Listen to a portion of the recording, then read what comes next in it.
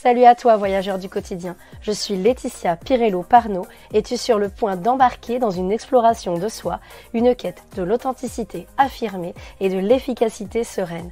Ici, on ne fait pas que rêver grand, on donne vie à ses rêves, alors installe-toi, respire tranquillement et plongeons ensemble dans le podcast du jour. Hello à toi, tu vois ces soirées pyjama où on parle de tout et de rien jusqu'à l'aube et où tu apprends plein de choses? On est à nouveau ensemble pour ce genre de moment. Aujourd'hui, j'ai envie de te parler d'une peur qu'on connaît toutes. Cette peur sourde qui s'insinue quand on pense à nos finances. On s'est toutes plus ou moins demandé à un moment si on avait bien géré ou comment mieux gérer notre argent, non? Mais bon, posons-nous et plongeons-nous dans ce sujet parfois épineux ensemble. On va commencer par reconnaître la peur. Mais d'abord, comment on définit cette peur de manquer? Tu sais, cette sensation que peu importe ce que tu fais, il n'y aura jamais assez. C'est une peur ancestrale, profondément ancrée en nous. On a toutes ce petit diable sur l'épaule qui nous murmure que peu importe nos efforts, ce sera jamais suffisant. Et si on prenait le temps de l'écouter, de comprendre ses inquiétudes, pourquoi il a peur comme ça? Ça vient d'où tout ça? Bon, ça peut prendre du temps, mais ça peut être intéressant de prendre le temps quand même de l'écouter, de voir tiens, c'est quoi là, sa petite croyance limitante, sa peur, là, le petit contenu précis. Et tu peux les noter, évidemment. Donc, c'est comme si tu avais un verre percé, et peu importe la quantité d'eau que tu y mets, c'est cette sensation qu'il finit toujours par se vider. Ou encore, comme ce panier en osier qu'on aimait tant, mais qui avait un trou. On le remplissait de cerises, mais il en perdait la moitié en chemin. La peur, c'est un peu ça. Elle nous fait voir le trou dans le panier et non les cerises qu'on a réussi à ramener. Cette angoisse peut laisser place à une meilleure maîtrise, à un rapport plus serein à toi, ton environnement et ton argent. Et d'où vient cette peur de manquer? La peur de manquer, elle a des racines profondes, ancrées, à la fois dans nos histoires individuelles et dans nos évolutions en tant qu'espèce. Allons-y ensemble comme si on remontait le temps pour comprendre d'où elle provient. Premièrement, de nos ancêtres et de la question de la survie. Imagine, il y a des milliers d'années, nos ancêtres vivaient dans un monde plein de dangers. Trouver de la nourriture n'était pas aussi simple que d'ouvrir un frigo ou d'aller au supermarché. Ils devaient chasser, cueillir, et les périodes de famine étaient courantes. Dans ce contexte, ceux qui avaient une tendance à stocker de la nourriture ou d'autres ressources essentielles avaient plus de chances de survie. Cet instinct de précaution est donc encodé dans nos gènes. Deuxièmement, l'éducation et la socialisation. Si on remonte à notre propre enfance, notre relation avec l'abondance ou le manque dépend souvent de la manière dont nous avons été élevés. Les parents qui ont connu la guerre, par exemple, ou les grands-parents, la pauvreté ou d'autres formes de privation, peuvent, sans le vouloir, transmettre cette peur à leurs enfants. Mange tout dans ton assiette, pense à ceux qui n'ont rien, ne gaspille pas, mais tu vas nous finir ça quand même. Ce sont des phrases que beaucoup d'entre nous ont entendues. Et ça joue. Troisièmement, société de consommation. Aujourd'hui, nous sommes bombardés de publicités et de messages qui nous poussent à consommer toujours plus. La société nous dicte constamment ce dont nous avons besoin, entre guillemets, pour être heureux, pour réussir, pour être aimé. Et cette pression constante peut nous faire sentir que nous n'avons jamais assez, renforçant cette peur de manquer. On a aussi la question de la comparaison sociale. Avec les réseaux sociaux, par exemple, il est facile de se comparer aux autres et de sentir que tout le monde a quelque chose que nous n'avons pas. Que ce soit une carrière réussie, une belle maison, un voyage exotique, cette constante comparaison peut nourrir un sentiment de manque, plutôt que d'être là et se dire dans la gratitude, mais hey, j'ai quand même tout ça aujourd'hui dans ma vie. Et même si à la limite, il y a des choses qui nous manquent, ok, on peut peut-être les mettre en place, pouvoir les créer dans notre quotidien, mais sur le moment, on a souvent tendance à voir ce qu'on n'a pas plutôt que de pouvoir être satisfait de ce qu'on a déjà. Et après, on peut essayer d'obtenir quelque chose qu'on n'a pas, mais c'est pas dans l'esprit du manque qu'on va plus facilement y parvenir. La dernière raison pour laquelle on peut avoir cette fameuse peur du manque, c'est la question des incertitudes de la vie moderne. Nous vivons dans un monde plein d'incertitudes. Oui, on n'a peut-être pas les mêmes dangers qu'à l'époque de la préhistoire, mais on a quand même d'une certaine manière des dangers symboliques, etc., des incertitudes. Le contexte où on s'est véhiculé en plus avec les médias qui nous le montrent, mais on va avoir les crises économiques, les instabilités politiques, les changements climatiques. Moi je vois, j'ai de plus en plus de personnes qui me parlent de l'éco-anxiété et qui est réellement beaucoup plus présente chez les personnes au niveau de leur ressenti. Toutes ces préoccupations peuvent augmenter notre peur de ne pas avoir assez à l'avenir aussi. En fin de compte, comprendre d'où vient cette peur peut nous aider à la combattre. Reconnaître que nous vivons dans un monde d'abondance, pratiquer la gratitude pour ce que nous avons déjà et être conscient de nos véritables besoins plutôt que de nos désirs influencés par la société sont autant de pas vers la libération de cette peur ancestrale. On va voir maintenant les conséquences de cette peur de manquer et les manifestations insidieuses souvent de celle-ci. Donc ça peut passer des achats impulsifs, à l'endettement, le stress constant de fin ou de début de mois d'ailleurs. La peur de manquer, ça peut nous coûter cher, aussi bien financièrement qu'émotionnellement. L'achat de cette robe qu'on portera jamais, cette paire de chaussures, alors qu'on en a déjà 10 paires, à moins qu'on adore ça, voilà, mais ça peut aussi être une question d'accumulation. Tout ça parce qu'une offre était trop tentante, parce que c'était une promo, parce que on ne les reverra jamais. Je le dis comme ça, mais c'est souvent ce genre de raisonnement qu'on a dans ces cas-là. La peur, elle nous pousse souvent à agir sans réfléchir. Et d'ailleurs, en plus, souvent le marketing est aussi, pour certains d'entre eux, pas tous, il y a une part plus éthique, mais peut être aussi, peut activer les émotions en fait, et donc nous faire acheter dans des moments d'émotion. On le voit avec les publicités, et voilà, comme on le voit, que la question de cerveau disponible pour l'achat, comme on l'a vu sur une chaîne de télé. Donc la peur de manquer, aussi connue sous le terme FOMO, Fear of Missing Out, dans sa forme contemporaine, se manifeste de différentes manières et peut avoir un impact sérieux sur notre bien-être et nos décisions de vie. Donc on va rentrer un petit peu justement dans le vif du sujet et voir quelles sont les manifestations de la peur de manquer. Donc première, ça peut être tout ce qui est de l'ordre de l'accumulation excessive. Certaines personnes achètent en excès, stockent ou ne jettent jamais rien, de peur de regretter plus tard ou de manquer de quelque chose. On peut penser à ces armoires pleines de vêtements qui ont parfois encore des étiquettes, qui n'ont jamais été portés. Ces greniers remplis d'objets au cas où. Pas que dans les greniers d'ailleurs, voilà, mais les fameux au cas où. On a aussi une autre manifestation, c'est le surengagement. Tu sais, quand il y a par exemple une amie qui dit oui à tout et qui à la fin se retrouve complètement submergée par 1000 projets, sorties et activités. Parce qu'elle n'a pas osé dire non, parce qu'elle s'est dit tiens, ça pourrait être bien, ça, plus ça, et en fait ça fait trop. Et elle pourrait craindre de passer à côté d'une opportunité ou d'un moment mémorable, ce qui fait qu'elle a tendance à se surengager, au-delà de ce qu'elle peut faire en fait, et que son temps lui permet d'ailleurs, et son énergie. Question des addictions aux réseaux sociaux notamment. La peur de manquer donc une info, FOMO, une tendance, un événement, voilà, quand on a peur de passer à côté de ça. Certains actualisent constamment leur flux pour rester, entre guillemets, dans le coup. Ou de se dire, mince, il faut que je partage tous les jours, il faut absolument que je sois présent de telle manière. Mince, je vais passer à côté de telle info si je n'y vais pas tous les jours. Donc on voit bien qu'il y a même souvent de l'addiction et, on va passer à l'autre point, de l'anxiété. Et ça, l'anxiété, c'est aussi une des manifestations de la peur de manquer. Des sentiments d'insatisfaction chronique, d'inquiétude concernant le futur, ou d'être en permanence à la traîne par rapport aux autres. Et le dernier point sur lequel on va parler ensemble, dernière manifestation, la prise de décision hâtive. On l'a vu avec l'émotion et tout, on peut vite arriver à prendre une décision hâtive sans trop réfléchir, par crainte de rater une occasion. Justement, il y a certaines personnes dans ces cas-là qui peuvent sauter sur des opportunités sans réfléchir aux conséquences ou à la pertinence pour elles, qui peuvent se retrouver à payer beaucoup, à prendre un truc dont elles n'ont finalement pas besoin.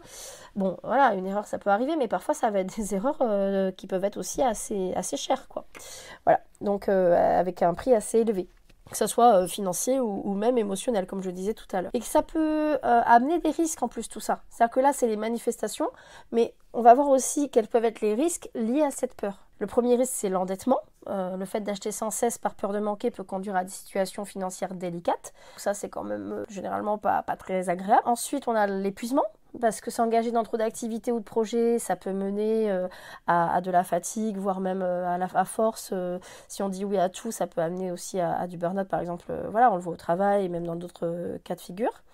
Les relations aussi superficielles. Pourquoi? Parce que si on privilégie la quantité à la qualité en termes de relations, on peut passer à côté de connexions plus profondes et significatives. Donc finalement, pourquoi pas voir du monde, mais aussi aller approfondir des relations plus pour la qualité de ces dernières. Donc ça aussi, la peur de manquer peut faire qu'on vit plutôt des relations aussi superficielles. On va avoir aussi la baisse de l'estime de soi, mais tout ça c'est relié en réalité. Quand la personne se retrouve en endettement, épuisée, avec des relations superficielles et tout le reste, avec cette peur-là, oui, la baisse de l'estime de soi, elle est évidente.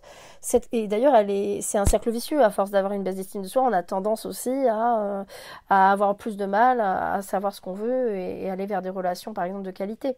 Donc cette constante comparaison avec les autres, cette sensation de ne jamais avoir ou faire assez, peut sérieusement éroder la confiance en soi et en fond, bien sûr, puisque c'est en amont, l'estime de soi. Et entre autres, on a aussi le fait de passer à côté de l'instant présent. Être constamment préoccupé par ce qu'on pourrait rater nous empêche de savourer ce que nous vivons là, maintenant. Donc ça aussi, c'est quand même un risque non négligeable de ne pas vivre l'instant présent de façon répétée, quoi. Et enfin, la question des décisions qui peuvent être regrettables pour les personnes. Le fait de sauter sur chaque opportunité par peur de manquer, ça peut mener à des choix qui ne correspondent pas vraiment, donc comme je disais, à nos désirs, à nos besoins profonds. Voilà, donc en somme, la peur de manquer, si elle n'est pas reconnue et gérée, ça peut vraiment mettre des bâtons dans les roues de notre quête de bonheur et d'épanouissement. Mais comme toujours, reconnaître le problème, c'est la première étape vers sa résolution. Donc autant en parler, autant voir comment elle fonctionne et qu'est-ce qu'on peut trouver comme solution. Donc voilà, donc si je reviens sur ce qui fait qu'on se retrouve dans cette peur de manquer, justement, on a vu, il y avait effectivement aussi la question de l'instinct de survie. Si on part donc de Maslow et de sa pyramide des besoins, vous la trouverez au cas où sur Internet, Maslow, M-A-S-L-O-W, et celle qui reprend l'ensemble des besoins humains, en fait, cette peur est là, enracinée, nous rappelant nos besoins fondamentaux de sécurité, en fait. Voilà, c'est en lien avec la partie donc, de la sécurité. Ici, déjà matériel, mais finalement, il y a souvent pas que les aspects matériels derrière tout ça. Ça peut toucher à des peurs, des besoins plus profonds et ambivalents, et c'est tout à fait humain de ressentir ça. Voilà, parce que c'est lié à notre instinct de survie. Et les achats impulsifs, en fait, si je reviens sur ce point-là, c'est en gros souvent une réponse à l'émotion. Et d'ailleurs, il paraît qu'il y a une étude en fait de l'American Journal of Psychiatry qui dit que les achats compulsifs sont parfois une réponse à des insécurités émotionnelles. On le voit sur la nourriture aussi d'ailleurs. Voilà, donc tout ce qui est compulsif, impulsif, compulsion. Donc voilà, c'est dingue, mais c'est comme ça. C'est assez fréquent finalement. Et c'est comme si tu mangeais une tonne de chocolat ou de glace, comme on le voit dans Bridget Jones, après une rupture. C'est comme un pansement sur une blessure, mais ça soigne pas vraiment le fond du problème. On va voir ensemble maintenant les petits trucs et astuces qui nous permettent de dompter cette peur, qui permettent aussi donc d'avoir qui sont aussi les bases d'un budget plus serein. La première, c'est de faire face à la réalité, tout simplement. C'est la première chose, c'est-à-dire que d'arrêter de faire l'autruche, d'être dans le déni. Des fois, ça fait pas plaisir, mais il vaut mieux faire face à la réalité telle qu'elle est, d'être lucide. Tu connais mon amour pour les livres. Dans l'art de l'essentiel de Dominique Laureau, l'auteur parle de vivre simplement. Pareil, pour le budget, il faut savoir où on met les pieds et éliminer le superflu pour revenir justement à l'essentiel. Et dans l'essentiel, il peut y avoir de l'essentiel qui fait du bien, qui peut paraître superflu, mais qui ne l'est pas pour toi. Juste prendre le temps de voir si on en a vraiment besoin, si cela nous fait vraiment du bien, si ça rentre dans notre équilibre à la fois financier et émotionnel. Et avant de pouvoir nager, en fait, faut se mouiller. Et pareil pour ton budget.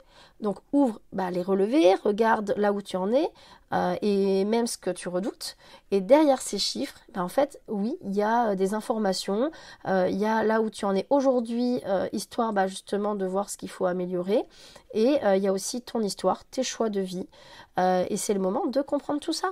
Voilà, c'est ok, peut-être on n'est pas fier, peut-être qu'on se dit, bah, à un moment donné, j'ai pas fait les choses comme j'aurais voulu, mais au moins tu vas pouvoir comprendre bah, pourquoi tu en es arrivé là.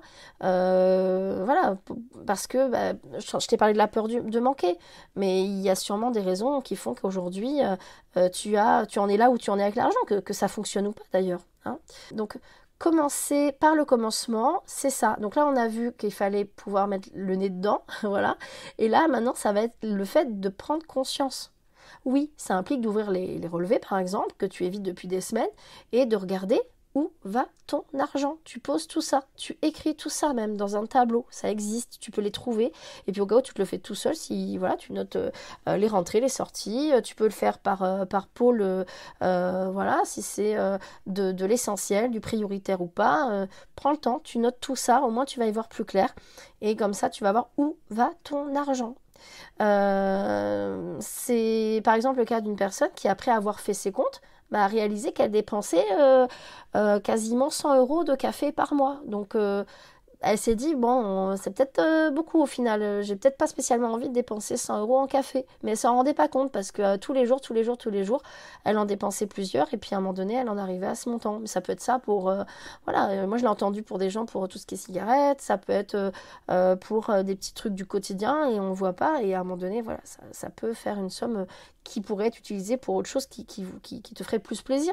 Mais maintenant, à toi de voir, hein, c'est quoi tes priorités. Ensuite, donc épargner avant de dépenser. Ça, c'est aussi une autre clé. C'est-à-dire que plutôt que d'épargner ce qui reste après avoir dépensé, mais pourquoi ne pas dépenser ce qui reste après avoir épargné? En fait, souvent, on s'y prend à l'envers. On dépense et on essaye de... On se dit, tiens, j'épargne, mais il n'y a plus rien. Ou alors, il n'y a plus grand-chose. Et souvent, on dit qu'il faut essayer de se réserver un bon pourcentage au départ pour épargner. Et après, tu verras, il n'y a pas que l'épargne, parce que l'épargne, c'est c'est une des étapes, mais il y en a d'autres. Et en fait, tu vois, ça va te permettre aussi d'être beaucoup plus sereine, en fait, de pouvoir vraiment être plus tranquille d'esprit, parce que tu as de l'argent de côté. Mais bon, si au début, c'est pas le cas, commence même par 10 euros. 5 euros, 10 euros, 20 euros, 50 euros, 100 euros, voilà. Et quand tu pourras, tu feras plus. Mais au moins un truc régulier. Et si tu as arrêté, reprends. Voilà, une petite somme. Et puis, tu peux essayer de penser aussi à épargner avant de dépenser, dans la mesure où tu peux le mettre en place, surtout après avoir vu justement dans quoi tu mettais ton argent. C'est comme préparer un gâteau. Tu mets de côté on va dire certains ingrédients pour ton dessert principal et tu utilises ce qui reste pour un petit extra. Voilà. Tu n'es pas obligé de tout utiliser. Tu peux en garder une partie pour autre chose. Donc chaque euro mis de côté, c'est comme une petite bulle d'oxygène. Hein. Au début, ça paraît dérisoire. Et avec le temps, ces bulles forment une bouffée d'air frais. Ça détend. Voilà. Et on peut penser à autre chose. Sinon, c'est toujours un peu en fond, quoi. En toile de fond, ça crée une charge mentale, encore une fois, de devoir se dire, mince, là, je suis ric-rac, je joue avec le feu, comment je vais faire, j'en ai marre, je peux pas me faire plaisir. Voilà, donc, c'est pas facile parfois. On peut avoir cette sensation que c'est pas facile, et c'est pas toujours évident, mais à un moment donné, même si c'est un peu, bah, ça sera déjà ça, à un moment donné, que tu pourras avoir de côté et qui va te rassurer. Et ensuite, pourquoi pas utiliser une partie pour d'autres projets. Mais voilà. Donc, l'autre point important aussi, c'est la question de répartir ses dépenses. Créer différentes pochettes. Donc, tu peux le faire. Il y en a, ils le font même sous forme d'enveloppe. Hein, mais tu peux le faire aussi. Au moins en te prévoyant on va dire les sommes pour chaque domaine. Et là, tu peux les différencier en fonction des loisirs, des urgences, des dépenses fixes. Bien sûr, en priorité, tu mets les dépenses fixes. Et après, bah, tu respectes ce que tu as prévu comme budget. Tu essayes de rester dans ce budget. D'accord ? Voilà, comme par exemple, moi je vois une personne qui a utilisé différentes enveloppes pour chaque catégorie donc, de dépenses. Et une fois l'enveloppe vide, elle sait qu'il faut attendre le mois suivant pour pouvoir réutiliser de l'argent. En tout cas, pour tout ce qui est plus secondaire. Le reste, voilà, faut connaître aussi ses dépenses fixes pour savoir combien mettre exactement. Donc là, je dis ça dans l'ordre, hein, voilà. D'ailleurs, c'est Dave Ramsey qui a écrit le livre The Total Money Makeover qui parle de ça. En fait, il suggère des enveloppes pour chaque dépense. C'est simple, mais ça peut faire le travail. À toi de voir la méthode, bien sûr, que tu préfères et qui fonctionne le mieux pour toi. D'ailleurs, il y a une autre méthode dont je vais te parler dans un instant, que tu peux regarder. Il y en a plusieurs qui existent. Ou même des méthodes, tu peux en utiliser plusieurs, si elles se potentialisent, voilà, si elles se complètent et qu'elles potentialisent les résultats, tout en te permettant d'y gagner en retour, que ce soit en argent ou en diminuant ta charge mentale. Voilà, tu peux vraiment utiliser tout ça petit à petit, tu mets en place certaines habitudes. Et la dernière méthode dont je vais te parler, elle n'est pas très connue, mais c'est celle d'Elizabeth Warren. C'est un peu une légende dans le domaine du budget. Et en fait, elle nous parle de la méthode 50-30-20. C'est un peu le yin et yang du budget. Et elle nous donne une recette qui est relativement simple. En fait, c'est qu'elle, elle dit que ce qui est intéressant, c'est d'avoir 50% pour les besoins, 30% pour les désirs et 20% pour l'épargne. C'est presque poétique, en tout cas c'est plutôt mathématique. Et ce qui peut être intéressant, après à toi de voir quelle est la proportion. En tout cas, c'est la répartition qu'elle a vue intéressante de proposer. On va voir maintenant, en gros, comment on peut continuer d'adopter effectivement cette attitude saine envers l'argent. Donc déjà, ce qu'on disait tout à l'heure, on va voir maintenant comment adopter une attitude saine envers l'argent. Donc déjà, premièrement, c'est de se concentrer sur ce que tu as, pas sur ce que tu n'as pas. Voilà, donc plutôt sur ce que tu as. Donc ça peut être cette histoire effectivement aussi de gratitude, pas sur le manque. Donc l'argent, c'est comme de l'énergie, il va, il vient. Et c'est notre attitude envers lui qui détermine s'il nous nourrit ou s'il nous épuise. C'est plus un outil, c'est plus neutre à la base. C'est vraiment comment on le perçoit, qui fait qu'à un moment donné, on va pouvoir l'utiliser de façon saine ou pas dans notre quotidien. On va avoir aussi la question du minimalisme, et c'est pas que pour les placards, parce que souvent, justement, Marie Kondo, une des déesses du rangement, est connue pour ça. Et en fait, tu peux appliquer cette question du minimalisme aussi sur tes finances. Et ça peut être, pourquoi pas appliquer le concept de « est-ce que ça me met en joie ?» à ton argent. Et ça peut marcher dans ce domaine, vraiment. La simplicité, ça peut être ton allié, comme dans ta garde-robe, dans ton budget. Il y a des choses dont tu n'as pas forcément plus besoin que ça. Et si tu fais un tri pour voir que l'essentiel pour toi, ce qui te rend vraiment heureuse ou pas, et là, tu vas pouvoir faire des choix assez intéressants. Et ça peut être une façon aussi de voir ce qui est essentiel pour toi. Et ça peut venir te faire réfléchir aussi par rapport à certains achats. Tu as aussi le fait de dire non, qui peut... En fait, dire non, parfois, c'est dire oui à son futur. On a l'expérience qui a été faite sur le marshmallow, avec Walter Mischel, c'est un psychologue. Et en fait, à un moment donné, il montre comment résister à une petite récompense immédiate, peut présager de notre réussite future. C'est une expérience qui est assez connue, qui a été exposée, qui est assez intéressante. En fait, devant chaque enfant, il posait un marshmallow et il proposait une sorte de deal, plutôt tentant, et où ils pouvaient en fait manger le marshmallow tout de suite, ou s'ils attendaient 15 minutes sans craquer, ils en avaient un deuxième en récompense. Le véritable enjeu, c'est quoi? C'est de mesurer les capacités des enfants à différer leur gratification. Mais le truc encore plus dingue, c'est-à-dire qu'ils ont le droit de le prendre s'ils veulent, mais juste temporiser. Et s'ils peuvent patienter, se dire ok, je peux en avoir un deuxième, là c'est ce qu'on va voir justement, ils peuvent attendre. Et il y en a, ils vont avoir du mal à attendre et ils vont le prendre tout de suite. Voilà. Donc ça a été... ce qui est intéressant aussi, c'est que des années plus tard, en fait, ils se sont rendus compte que les enfants qui avaient attendu et qui avaient obtenu donc les 2 marshmallows avaient plus de signes de réussite dans leur vie. En tout cas, voilà, ce qu'on peut y entendre en général pour ce qui est de la réussite. Que ce soit sur le plan académique, social, et même ils l'ont vu au niveau de la santé, il y avait des résultats plus positifs.